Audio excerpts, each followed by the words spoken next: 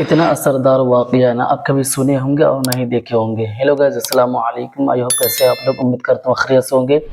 دس از منتظر، تو آپ دیکھ رہے ہیں BK رضا آفیشل۔ تو آج ہم ریڈ کرنے والے ہیں مفتی امین القادری صاحب کے بیان پر، حضور صلی اللہ تعالیٰ علیہ وسلم اور گدھے کے بارے میں۔ یہ بیان بہت ہی شاندار ہونے والا ہے، تو چلو ویڈیو دیکھتے ہیں، پھر ان کے بارے میں بات کرتے ہیں۔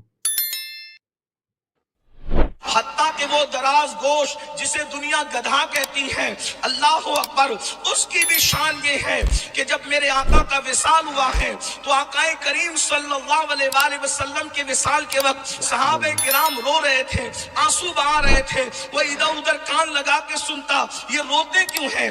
جانوروں کو کیا پڑی ہے کوئی روئے یا ہنسے؟ جانور اس احساس سے بے خبر ہوتے ہیں، انہیں کیا پتا۔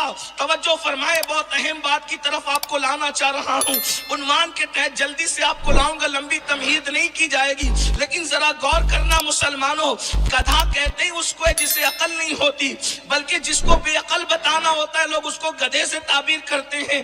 اللہ اکبر، لیکن وہاں مصطفیٰ جان رحمت بلکہ ہم تو وہاں گدھا بھی کہنے کی ہمت نہیں کرتے، ادب کے ساتھ ہم اس کو دراز گوش کہتے ہیں۔ اور میں تو فکر رضا کا وارث، فکر رضا ہماری وارث، ہم دونوں ایک دوسرے کے وارث ہیں، اس لیے ہم تو وہاں نہ دراز گوش کہتے ہیں نہ گدھا کہتے ہیں، بلکہ ہم تو وہاں حضرت یافور کہتے ہیں، اس لیے کہ اگر یافور حضرت نہیں ہو سکتا تو پھر حضرت ہو کون سکتا ہے؟ مصطفیٰ جان رحمت جس پہ جلوگر ہو جائے، اگر حضرتیت اس کو نہ ملے تو پھر حضرتیت مل کس کو سکتی ہے؟ منبر پر جو نبی کا نام ادب سے لے، جب وہ حضرت ہے تو جو نبی کی سواری بن جائے، اللہ اکبر۔ تو ہم تو عشق کے بندے ہیں، اپنی طبیعت میں ادب ہے، ہم عشق کے بندے ہیں، کیوں بات بڑھائی ہے؟ اور ایک بات اور کہتا ہوں، عشق کے بندے ہیں، کیا بات بڑھائی ہے؟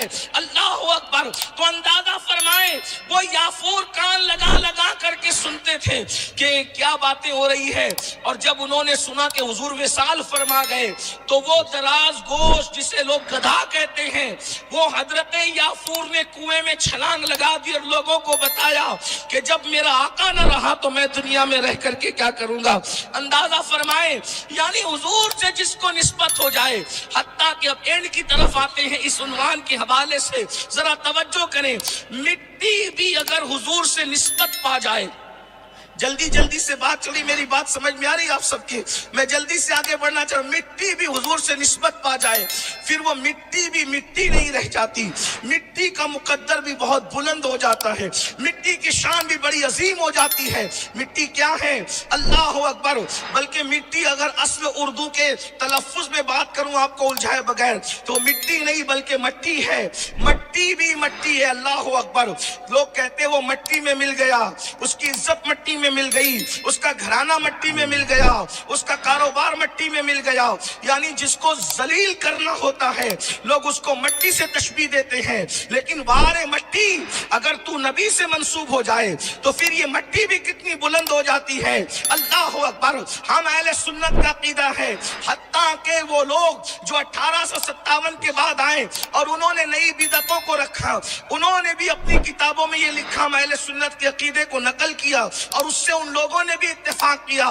اللہ اکبر۔ کیا کہ رسول اللہ صلی اللہ علیہ وآلہ وسلم اپنی قبر انور میں آرام فرما رہے ہیں، اور قبر انور کی جو مٹی حضور علیہ السلام کے جسم سے لگی ہوئی ہے، ذرا میری جوانوں توجہ کرنا، عنوان اہل البیت اور اصلاح معاشرہ ہے۔ میں بہت جلد اپنے عنوان کی طرف آ رہا ہوں، ذرا دھیان سے سننا، ذرا غور سے سننا۔ ہمارا عقیدہ اہل سنت کا شیخ محقق لکھ رہے ہیں، ہم امام زرقانی لکھ رہے ہیں، اللہ اکبر۔ کیا ہمارے بزرگوں نے لکھا؟ وہ مٹی شریف جو حضور کے جسم انور سے مس ہے، اللہ اکبر، فرمایا اس مٹی کا مقام کعبے سے افضل ہے، اس مٹی کا مقام عرش سے افضل ہے، اس مٹی کا مقام جنت سے افضل ہے۔ وجہ کیا ہے؟ وجہ کیا ہے؟ وجہ یہ ہے کہ وہ حضور کے جسم انور سے مس ہے۔ اب آپ اہل البیت کو نہ पैगाम क्या देंगे, अहलुल बैत का जिक्र किस अंदाज से करेंगे। सैयदा कायनात, मखदूम कायनात, तैयबा, ताहिरा, आबिदा, जाहिदा, राकिया, साजिदा, नकिया, तकिया, ज़किया, उम्मे अबीहा, ज़ारा, उज़रा, हज़रते आलिमा, गैर मुअल्लिमा, सैयदा कायनात, मखदूम कायनात, मलके फिरदौस से बरी फातिमा ज़हरा को हम क्या कहें कि इनकी इज्जत काबे के बराबर है। अरे नबी से जो मट्टी लग जाती है वो काबे से अफजल है। क्या कहें ये सैयदा की अजमत अर्श के बराबर है। मनकबत नहीं होती, इसलिए कि मनकबत कहते हैं फजीलत पढ़ने को। अल्लाह अकबर, जो मिट्टी नबी से लग जाए वो अर्श से अफजल हो जाती है। अल्लाह अकबर, तो सैयदा फातिमा नबी के जिस्म से लगने वाली किसी मट्टी का नाम नहीं है। सैयदा के बारे में आका फरमाते हैं फातिमा तो बिदा तो मिन्नी, वो मेरे जिगर का टुकड़ा है। जब कदमों से मट्टी लग जाए वो अर्श से अफजल हो जाए, तो जो नबी के जिगर का टुकड़ा है उसकी शान क्या हो।